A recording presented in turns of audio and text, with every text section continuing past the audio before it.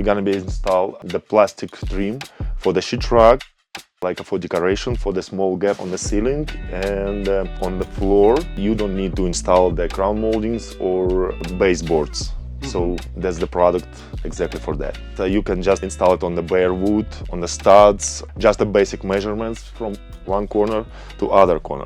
For here, just the regular 45 degrees, and I'm ready to cut the first piece. All other cuts, all the same, just measure from corner to corner. I recommended to use staple gun, 18 gauge, not longer than a ½ inch. Crown staples, that's it. You can use any other brand, not just like a Milwaukee or so, just crown staples gun. If you can see, it's a reveal gap, and reveal gap goes on the top, on the ceiling, not on the wall. On the wall goes the flat side of the trim. Just put it on the corner.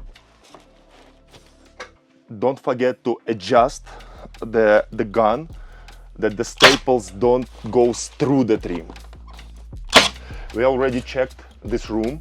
The ceiling is flat and flat in a level, and we just need to push into the ceiling and to the wall. Just install directly in the corner.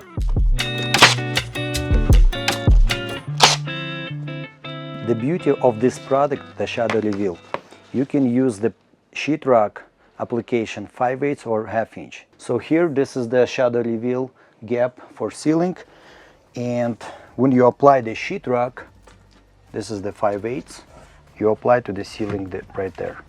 And we can go to the building and we can see it in a live. We are doing the sheetrock right now.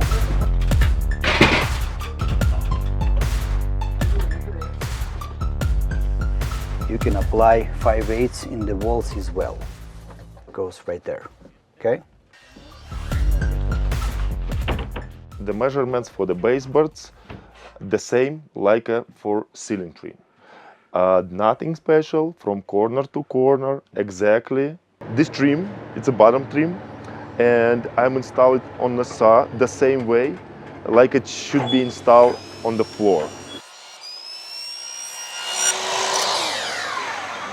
So make sure the floor and the sill plate flat and the level.